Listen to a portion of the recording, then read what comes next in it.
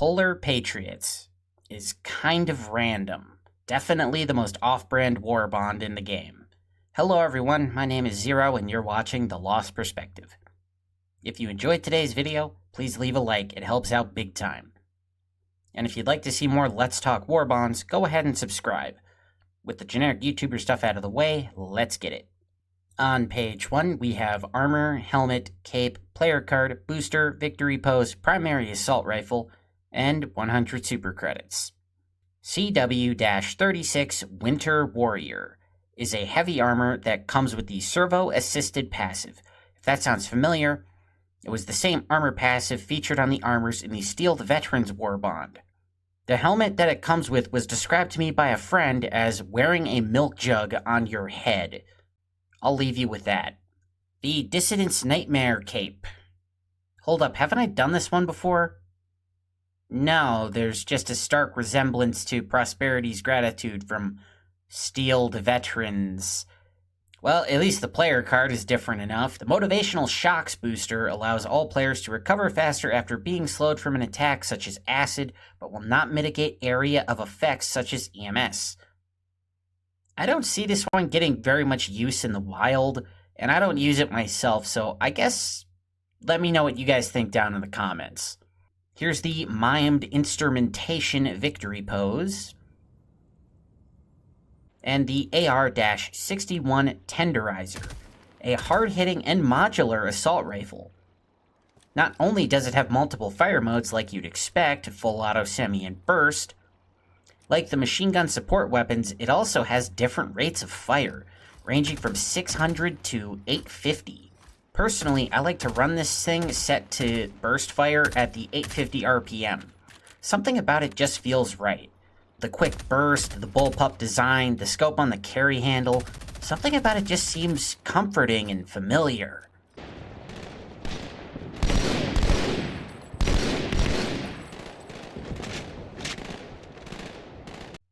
Nope, I can't place it. On page 2, we have Armor, Helmet, Cape, Player Card, Victory Pose, New Throwable, New Primary, and 100 Super Credits.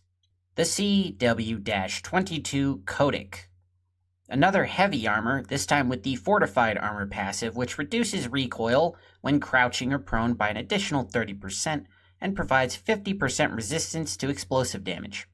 This passive was featured in the Democratic Detonation Warbond. I like the little claws on the knuckles, and I really like the orange visor that the helmet comes with. Pinions of Everlasting Glory, Cape, and Player Card. Not much to say here, what you see is what you get. Here's the Call the Helldivers Victory Pose. The G-13 Incendiary Impact. It's exactly what it sounds like. An impact grenade that leaves some fire behind. Only half the damage of the regular incendiary, however. So if you're ever asking yourself whether you should bring incendiaries or impacts, this is the perfect compromise. The SMG-72 Pummeler. It's a concussive defender. I mean, come on, they're the same gun. Much like the Liberator and its concussive brother, the concussive version does slightly less damage and has a lower rate of fire. Interestingly, the damage output is identical to the Liberator concussive, so if you ever wanted a one-handed version of that with a smaller magazine, I guess this is for you. On page 3, we have Armor, Helmet, Player Card, Victory Pose, Secondary, Primary, and of course, 100 Super Credits. The CW-4 Arctic Ranger is a light armor with the Scout passive. Markers placed on the map will generate radar scans every 2 seconds and reduces the range at which enemies can detect the wearer by 30%.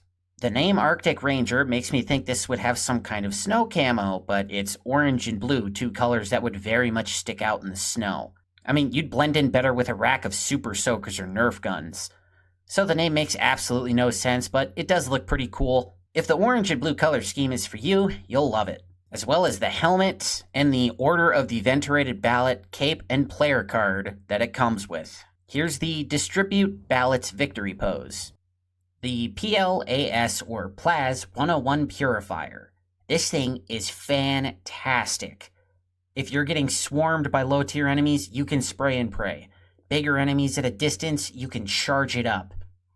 It's basically the Plaz Scorcher, but, well, better in pretty much every way. It's got 5 less shots per magazine, but the increased damage and fire rate more than make up for it. I highly recommend it.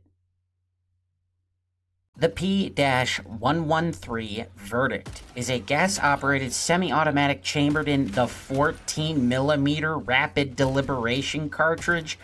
Holy crap! Do you know how big of a round that is? I was ready to compare this thing to a Desert Eagle, but those are commonly chambered in 357 or 44 Magnum. And of course the 50 AE round, which is already an insanely powerful bullet for a handgun. But 14mm, good lord. Hell, if this is in 14mm, then what the hell is in that revolver? That thing's even stronger. But I digress. This is the only gun in the game that I'm aware of that specifies the round it's chambered in. Anyway, the Verdict is a pretty reliable sidearm.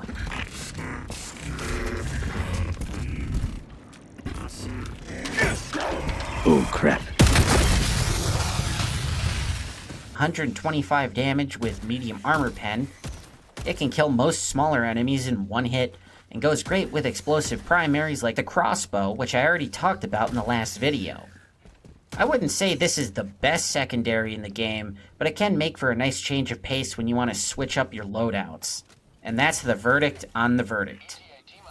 If you're still here, thank you so much for sticking around for the entire video. If you enjoyed, please leave a like.